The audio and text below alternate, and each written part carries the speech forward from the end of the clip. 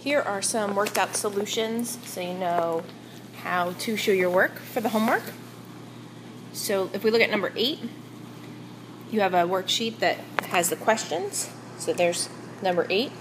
So we copy down the original question in that first blank. And then in the second blank where it says addition, we're going to write the equivalent addition problem. Equivalent meaning an addition expression that has the same answer as the original subtraction. So since subtraction is the same thing as adding the opposite, we'll write the original, that's just the subtraction problem.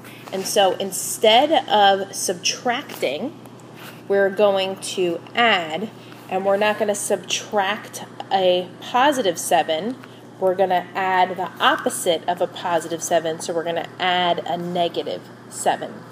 So 4 minus 7 and 4 plus negative 7 are equivalent expressions because they have the same value. To show our work, to show positive 4, we're going to draw 4 of our little plus signs that we used as our manipulatives. And then plus means put on, so now we're going to put on 7 negatives. And now we look for 0 pairs. So here's a pair of a plus and a minus, so that's 0, so we can take that away because it has no value, so it's not contributing anything to our final value.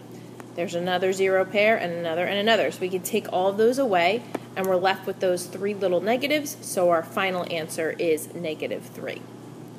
For number 9, the original expression is 8 minus negative 5.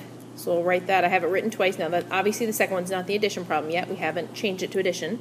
Another way that we expressed changing subtraction to adding the opposite is we said, well, if you change the sign and add a line, so change the minus sign and add a line to the second number, it's the equivalent of adding the opposite.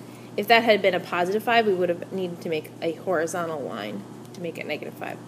But so instead of subtracting negative 5, we're going to add the opposite of negative 5, which is positive 5. So 8 minus negative 5 is equivalent to 8 plus 5. So to show our work, we have 8 pluses, and then plus means put on, so we put on 5 more pluses. And there's no 0 pairs to get rid of, so we just count those all up, and our final answer is 13. For number 10, there's the original expression written twice.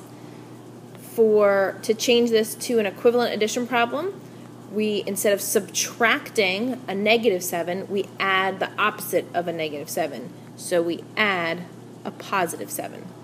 So to show our work, we're going to show the first value, negative 6, so 6 negatives. And then we're going to put on 7 positives.